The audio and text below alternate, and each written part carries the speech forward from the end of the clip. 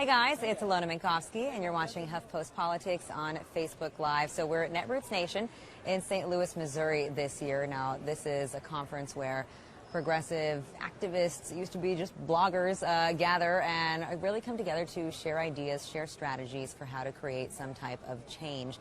And last year, this was in Phoenix, and one of the big issues on the agenda then was immigration reform. Here, as I said, we're in St. Louis, and race is a big part of the conversation, especially because of what's been happening in recent events. So I want to introduce here my amazing panel, who I'm actually going to let them introduce themselves when they first start speaking. And so I'll let them do that themselves here. But just a reminder, too, I'll be checking your questions and your comments on my phone. And be sure to write things in if you want to get them answered. So let's get started, shall we? First of all, what does it mean for Netroots Nation for this conference to be in St. Louis this year? Well, thank you for having all of us. My name is Chelsea Fuller. I work at the Advancement Project in D.C. I think based on what happened at Netroots last year with, activists coming out and saying that they needed to see accountability from people in power that were here at Netroots. We're at Netroots in Phoenix, for the city of St. Louis to have its long-standing history of racial injustice and have so much of the core leadership of the movement for Black Lives locally here in St. Louis. I think Netroots taking the initiative to bring the conference here says a lot, and I'm happy to be here and I'm happy to see the conference here. Well, one thing that was mentioned during the keynote yesterday, too, where Elon James White and This Week in Blackness hosted it, was that Netroots used to be all white. And so what does that mean for that to change also, if you just talk about this movement as a whole, or people who like to throw themselves under the label of progressives? It means that narrative has been challenged. It means that it's a clear illustration of what happens when we challenge narratives, when we stand up and we say, fed up, not going to take it no more. It means that it is another example of why we must continue to disrupt and why we must disrupt the other narratives that are happening. It still has a long way to go. In most rooms here, we can still kind of count ourselves out or, see the tables and the sprinkles. But it has been a tremendous change to be able to see at least the panels reflecting our stories, way more panels about Black narratives, as well as about trans. There's a few on Palestinians. So being able to see that more reflective of what the movement is actually about. And could you introduce yourself, too, to our viewers? Sorry. No problem. I'm Autumn Marie, and I'm from Black Lives Matters, New York City. All right, thanks. And, obviously there is a lot of pain nationwide right now, especially I think in the Black community, too. And so there's a lot of discussion about healing and how you overcome that. But I guess my question is, how do you live in a state where you are acknowledging what's happening and acknowledging your own pain and the trauma that's going on, but also not burying yourself with it? Well, my name is Malkia Cyril. I'm with the Center for Media Justice, and we are organizing nationally for the right to connect and the power to communicate around racial justice and economic equity. I really think, let's be real, right? Representation is not power. So it's dope that we're here in St. Louis. And it's dope that, the power of the organizing in Ferguson sparked so much that news outlets all over this country have been covering issues of police brutality. But the reality is that watching dead Black bodies every day on the news is unprecedented. It's unprecedented. Only time you ever seen that is in a time of war, right? Where you're seeing death every day, every day. So number one, how do I shield myself from it? I don't. I turn all of that grief and all of that rage into action, into work. You feel me? I work day and night. My partner is like, she be like, stop. You need to stop. But I can't stop because what's at the heart of my rage and what's at the heart of my grief is a desire to be free and to see my people free. I don't want to see no more kids on CNN crying off of their dads. I don't ever want to see that again. None of us do.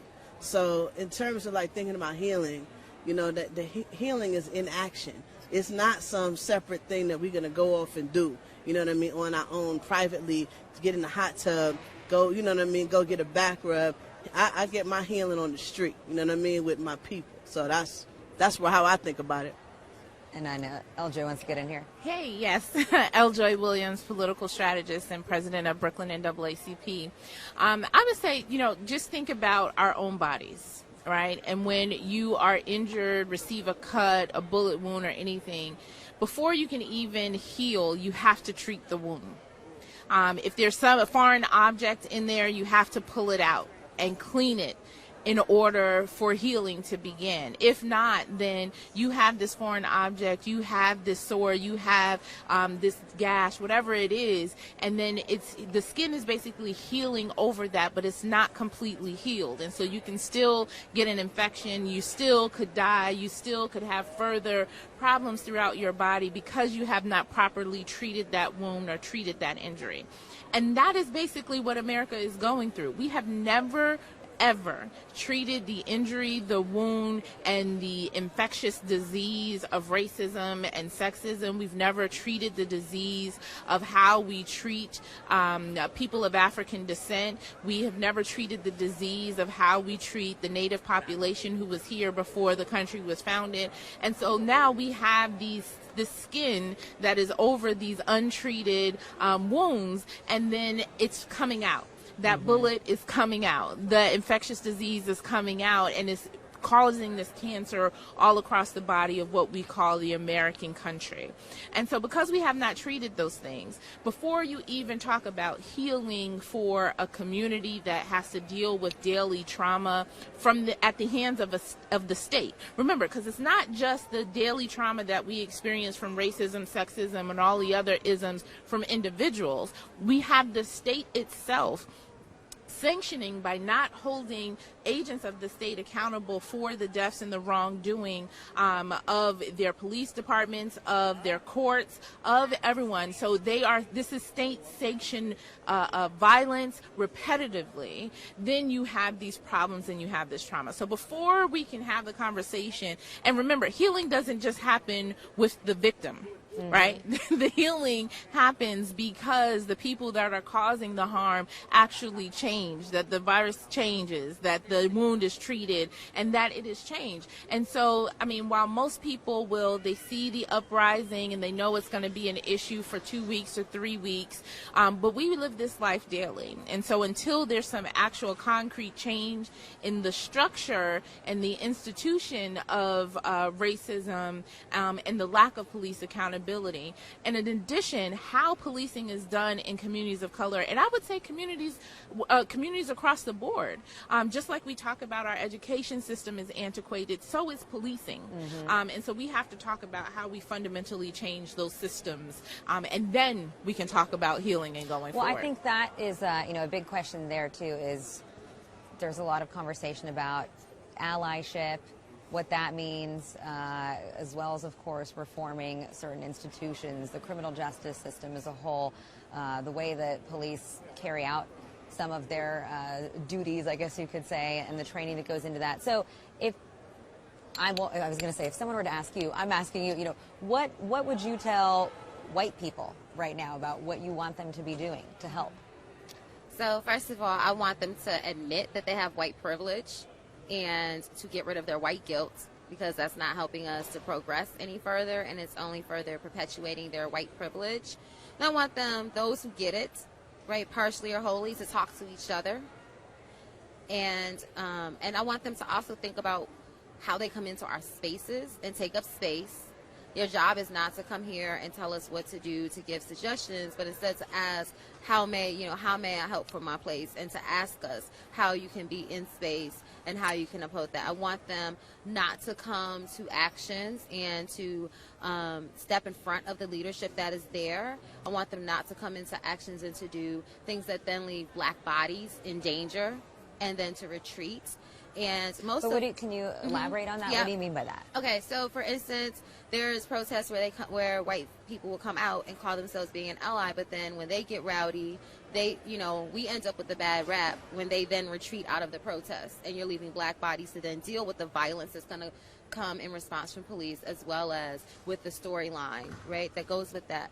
But more than that, also, I want white people to move beyond thinking about how to be allies. And as Darnell Moore from Black Lives Matter has been saying lately, I want you to think about, what does it mean to be an accomplice? Because to be an ally is one thing, but we are in a time where we're under attack. We're in a time where we're under war. Last night, Obama is talking about the fact that black people are more vulnerable. We're not more vulnerable. We're under attack. You know, like, to make it plain and to be clear.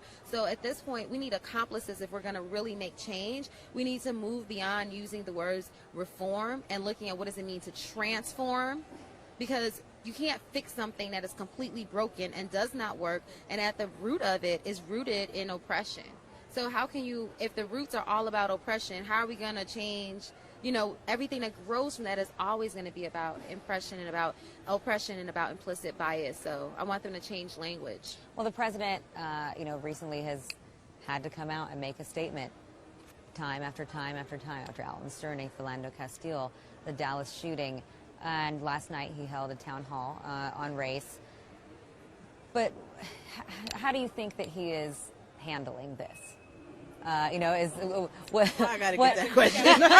Well, because at this point, a lot of people felt like there was a shift in the way that the president spoke about race in his second term, right? That maybe he felt a little more free to be forthcoming about it. But is it still enough?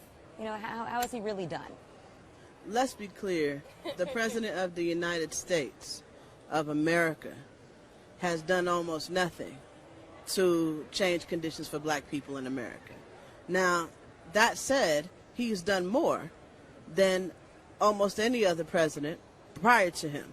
So both things are true at the same time, right?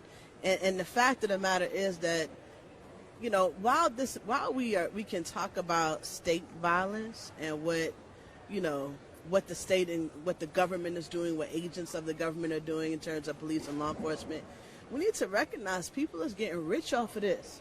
You know what I'm saying? Somebody is making a lot of money off of police violence. Now, we're talking about the tech industry that is providing police departments with all of this predictive policing technology. We're talking about, just tons and tons of profit being made. When they talk about law and order, they're talking about security, not safety. Those are two different things. And they're trying to secure, this nation for the purposes of profit, maintaining stability, right? For the purposes of profit. That's not the same thing as keeping me safe. So when the president, yes, was he more forthcoming about issues of race in this period? Yes, he has been. Yes, he was a little bit at the town hall. Yes. Is that sufficient? No, that's symbolic. You know what I mean? That's words. I started off by saying representation is not power. He can say whatever he wants, and I'm not mad at it, but also I'd like to see some action. We haven't seen that yet. To the question that you asked before, though, real quick about what white people need to do, let me just say that while black people are the targets of vicious, brutal policing and state violence, working class white people and poor white people are some of the most neglected and manipulated political, subjects, you know what I'm saying, in this country. In fact, white people need to be organizing white people. That's what they need to do. They need to reach out to their poor brothers and sisters who are white and start organizing so that white people stop going against their own interests, right? Voting for racist policy in order to preserve white power. That's what I'm talking about. That's what white people need to do today. So I just wanted to put that in there. There was a recent poll that just came out, too, that showed that Americans believe that race relations are worsening at the moment. And I have to say, too, just monitoring these comments, I haven't really been reading a lot of them because there's a lot of them and they're moving really quickly. But there is a debate amongst the commenters and a lot of, I will say, kind of hateful and prejudiced things being said, even in our Huffington Post comment thread right now. Do you ladies think, and I'd love to hear from you again, do you think that race relations are worse right now, or are we just amplifying them finally, and then kind of confronting that? I hesitate to say that they're worse. I hesitate to say that they're getting better because this has been so persistent for so long. And we're not talking about 50 years, 100 years. We're talking about generations and generations, hundreds and hundreds of years of the same type of state violence that has manifested into different forms as time has progressed. I do think there are pockets of change that we've seen, and we've definitely seen kind of some transformation within our community in terms of how we talk about racial injustice, how we talk about state violence. But this is the same, that we have been dealing with since we were brought to this country. So that's always a comment that I'm weary to make, that things are getting better or worse. But I think that social media and technology have amplified the struggles that we have been dealing with for generations. I think that just the shift in conversation, and a lot of which was brought on by young black people, young people of color, and young allies that are like, you know what, this is not the same movement that we saw our ancestors fight, that we saw even our parents and grandparents fight, but the core issues are the same, so we're attacking them differently, we're talking about them differently, but better or worse, I'm not, I don't like to say that. And because we're still dying every day, we're still fighting every day, so. Well, it was just the 1-year anniversary of Sandra Bland's death, and there was actually a visual here in St. Louis, too, on the first night of Netroots, but we don't often hear about women and their death at the hands of police or in prisons. The Huffington Post just did a report, too, that showed that 810 people have died in prison since Sandra Bland died. Why is that the case? And I'm happy to say that we've got this, all-lady kick-ass panel right here on our couch. One, to answer your previous question about race relations being worse, I agree. I kind of hesitate to determine that because it's easy for us to be in our moment to determine. I think that's something we look back on. But I do find it interesting that people believe race relations are worse. I think they mean people are talking about it more, so that means it's worse. So when I hear the right and other people talking about, the president has divided us more, it's only because he has mentioned it and been inclusive, at least in language, whether or not he's actually done as much as he could do. But because we're talking about it and people are highlighting it, that all of a sudden makes it worse because they don't want it talked about. And so that's what they mean. They mean I have to talk about it more and it's being shown in front of me more rather than the relations themselves are getting worse or better. So there's a distinction there. In terms of the violence that happens to women and lack of police accountability to women, and I would also include trans lives as well in that conversation. I think there's a lot of both the intersection of both race and sexism in there, right? Because it's women all the time, and we do this ourselves, where we'll highlight a name of a black male who's been killed or shot, and we'll go out and march and die and lay in the street to highlight that name and bring issues. And while Sandra Bland is not one of those cases, there are women their cases have not been did not prompt millions to come out in the street and protest in that same way. And that's an intersection of race and sex, and being able to determine how we value women's lives over males' lives, how we value black males in their response and whether they're angry or not. And so, there's not one answer in terms of why we don't do that. It's just, but it sits at that intersection of race and racism and sexism. And I would just add, I'm going to actually head out in a minute, I've chosen the handle Culture Jedi on Twitter, and the reason that I chose that is because I believe that what we're dealing with right now is a cultural change, is a sea change, right? We haven't really got to the place where we're shifting structures and changing power relations, but we are seeing a real cultural change. And that's part of why people think that race relations are worse, because what they're experiencing is that, as we try to seek structural change, real change, deep change, what we're actually seeing is more conflict, right? We are coming up, anybody who fights for their freedom is going to come up against somebody that don't want them to have it. Therefore, there's going to be conflict, and that conflict feels like stuff is worse, but it's not. It's just revealed, like you said, right? I love that you said that. It's just simply revealed. People are talking about, I love that you talked about, you know what I mean, that the debate, the public debate about race is what people are experiencing, not something that's actually worse, So with that, I'm out. Going to do this plenary. Hope to see y'all there. And all right. Well, peace. Thank you, Malky, so for joining us today. Appreciate it. Yeah, also just on the topic of Obama addressing race, I think it's also important that we acknowledge that he did not come out and speak about Alton, or he did not come out and speak about Philando until after he was addressing Dallas. And even in addressing it, it came at the end of his talk, of the hour-long talk that he gave. It did not come at the beginning. He did not get on a plane and go to Baton Rouge. He did not get on a plane and go to Minnesota. He got on a plane and went to Dallas. So I think that it's a very white narrative when people constantly bring up the fact that Obama is always talking about race. He's talking about it because it's not actually being prioritized in conversation, but because it's being mentioned at all, it becomes an issue, and and from that side of the narrative, it becomes he's always talking about it. He's always talking about it. I want to introduce another guest that we have here. How are you doing? Hello. Yeah, we're playing a little hot potato, both with the mic and with people joining us. So Rashad Robinson from Color of Change, thank you so much for joining us. And I know you only have a couple minutes, too, before you have to go be on a panel. It's the way things work here at Netroots. And so we've been speaking a lot about the movement, right? Netroots being more inclusive, I guess you could say, and diverse. The president addressing race. And one of the things that your organization, too, has done is that you said that you think that police departments need to be defunded. Can you explain that to us, how that should work?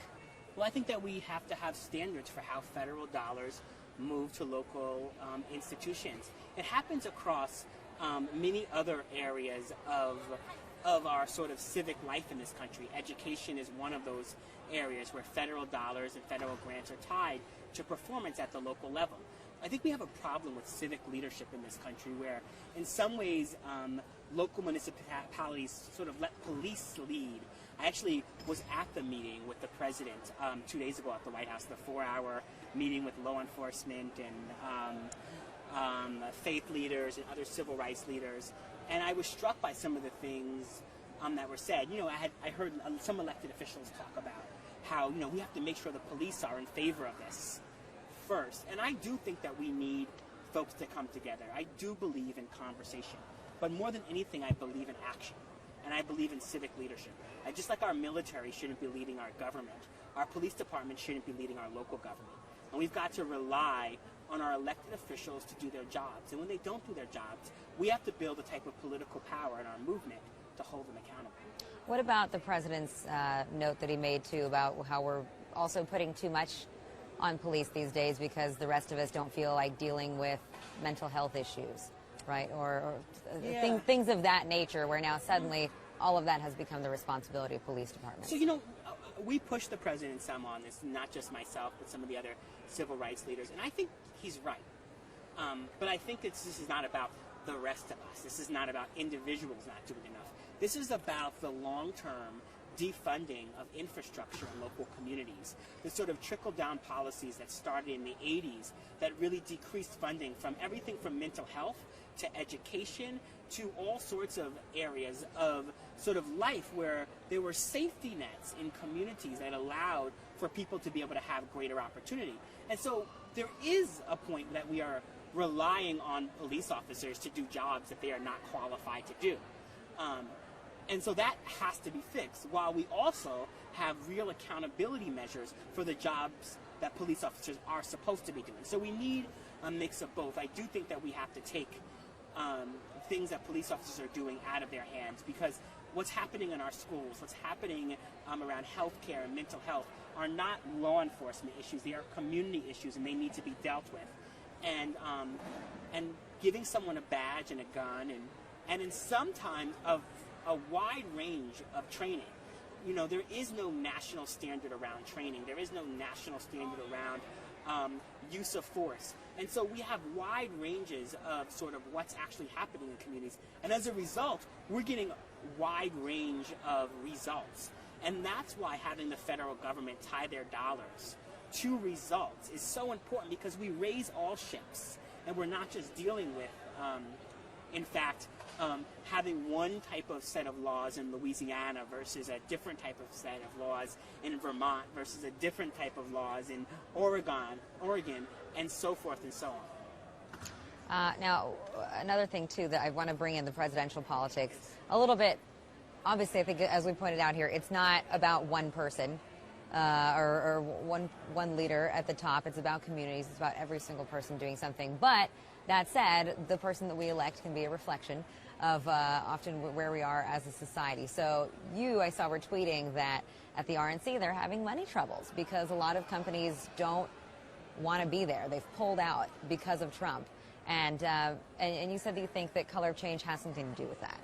Well, yeah, Why? since February. In February, we launched the Color of Change PAC, launched a campaign pushing corporations to defund and not support the RNC convention. It was as Trump was rising and as he was threatening riots if he didn't get the nomination. And we were trying to say a very clear message that there's right and there's left, but there's also right and wrong. And the fact of the matter is that these parties, these political parties, and political conventions have been funded for years by corporations. And corporations say, we give to both sides, to the left and to the right. And there's not two sides to the things that Trump has been saying on his campaign. And so we gave corporations a choice. You either have a relationship with black folks in the black community or you support. And so we spent a lot of time in back and forth conversations with Fortune 500 corporations. We spent a lot of time inside of FEC reports because we have a lot of problems with our campaign finance laws in this country where, in fact, these corporations don't have to disclose that they supported the convention until 60 days after the convention. So we had to look at reports from 4 years ago and 8 years ago. We spent time on the phone, hour-long conversations, hour and a half long conversations back and forth. We also mobilized our membership, everyday people, to push back, having them hear from black voices on this issue, but also brought in a coalition of Latino and Muslim and women and LGBT and progressive groups who stood with us in coalition because, as I always say, black folks are all those things. Black folks are women and LGBT and Muslim and Latino, and so we wanted to build an intersectional movement saying not today and not on our watch. And corporations started to respond. The first one was Coca-Cola. After a series of conversations and some pushback, pulled out. We're up to 16 corporations now that have at least told us. Mm-hmm. We don't fully know because of the FEC reports. We found out yesterday that the RNC is now sending around letters to big donors begging for money. They send one to Sheldon Adelstein begging for $6 million to cover the hole that we have caused and our members have caused. By their report, they're short $8.1 million, but 2 weeks ago they were telling the Washington Post that their fundraising was going wonderful and they weren't behind at all. So in fact, we have every reason to believe that our campaign has even been more successful than they're leading us to believe. Yeah. And what that is the power of everyday people to hold corporations, to say, you can't have a relationship with us by day and then try to have a different one by night. So, unfortunately, often you just have to hit corporations where it hurts, which is their bottom line, but it can be effective. Now, and we could hit the RNC convention at their bottom line and have them to start to scramble to think twice about the type of person that they've supported. Yeah, well, you'd think that they would have thought twice about that a long time ago. One of the things that, that I think in a certain sense doomed Bernie Sanders' campaign, you can make a long list of them, but was the fact that he did not get the support from the black community in every primary state. Hillary Clinton really overwhelmingly won that vote. But I'm curious how you ladies feel about Hillary Clinton. I think there is obviously a very complicated relationship there with the Clinton name and the black community, and how much do you care? How much does it matter to you that Hillary Clinton be a presidential nominee or not? Well, because I work for a nonprofit with a 501c3 status, I'm not really Let me interrupt you for 1 minute, too. I'm sorry. Rashad, thank you. I just want to say thank you for joining us. Okay. We love HuffPo Live at Color of Change, and people can visit us at colorofchange.org or Color of Change PAC to join the campaign around the RNC convention. All right. Thanks so much. Yeah. Do you have to leave, too? All right. We're running up against all kinds of deadlines. Everyone's got a panel. I'm also heading to the plenary. For the it's keynote. on. But yes, and I just invite people to visit our site from blacklivesmatters.com, and when on there we have put up a pledge for Black Lives that people can sign on to, and we'll also be adding up more ways that people can get involved. Great. Thank you so much for joining us. It's been a pleasure. Yeah. All right. And let's introduce one more guest here. Like I said, we're moving everyone around here, musical chairs. Would you like to introduce yourself, sir? My name is Elon James White. I am the media director here at Netroots Nation and the CEO of This Week in Blackness Media, LLC. All right, now give the mic back. She was speaking. You want to rephrase it? Yeah, sure. No, I was just asking about Hillary Clinton, the Clinton relationship with the black community, and just overall, even if you don't want to speculate on the Clintons in particular because of your position, how much a president matters to you in terms of the impact that that kind of person can have on your community. Right. Well, at this point, I think what all of us are interested in is not personal, characteristics, but at this point, we need to know who is going to come into the nation's capital, who is going to come into the White House and make change for black people and for brown people and those who are, on the margins being, the most oppressed in this country. I could really care less personally whether that person is Bernie Sanders, Hillary Clinton, or I do care if it's Donald Trump. I will say that personally, just because he has been the most outwardly vocal in terms of his policies and standards that are clearly and blatantly going to oppress and marginalize even more people of color, even more poor people. But we need somebody that understands the situation that people of color live in every day in this country. We need somebody that's going to come in and not just throw more words at us, more empty promises, but that is going to come in and execute actual effective change that is going to transform policy so that we can see a different type of life for black people and brown people in this country. Now, Elon, this is something that I brought up a little bit earlier, too, but yesterday in the keynote that you were hosting, you yourself kind of made some jokes about how Netroots used to just be all white people for the most part. And, and that's changing, obviously. But you, as somebody who's been involved with the organization for so long, tell us why that is. Well, one of the reasons why I joined the organization was because I felt like it needed to change. So when I saw the problem, it was something that was mentioned a lot, and I knew some of the folks who worked here, and I was friendly with them, and I had no issue with them, and so I felt like perhaps it needed to be dealt with from the inside. Because I can say as much as from about it or whatever, but as part of the system, as part of this particular system, maybe I could push some sort of change from inside, and that's exactly what I did when I first came in. I said I want us to start publishing the demographics of our speakers. I want it to be very clear. I want us to actively make sure that we are courting people of color to be a part of Netroots Nation. It shouldn't be a white progressive space, because if you're supposedly so progressive, why is it so white? That's not what the base is.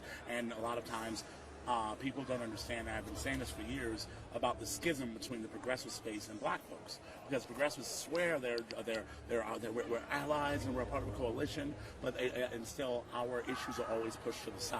Or it's always pushed to the side for something that is considered more important, or something like. And I got tired of that. So when I joined Netroots Nation, one of the first things we did was I implemented the Twitch stage, the This Week in Blackness media stage, that basically we program and stream all day content that's coming out of Netroots, and for the most part, it's a lot of people of color weighing in. Like last year during the Black Lives Matter protests, all the Black Lives Matter leaders came up to our stage and talked about what was happening, and I made sure to give a space and a platform for that. And I believe that in order for spaces like this, any space that considers itself progressive, that they have to actually make sure the space looks like what progressive. But that's been a long-standing problem, as you said, for this space. How do we get at the root of that problem too, right? Because that's a part of it. It should drill down. It's America. It has a problem.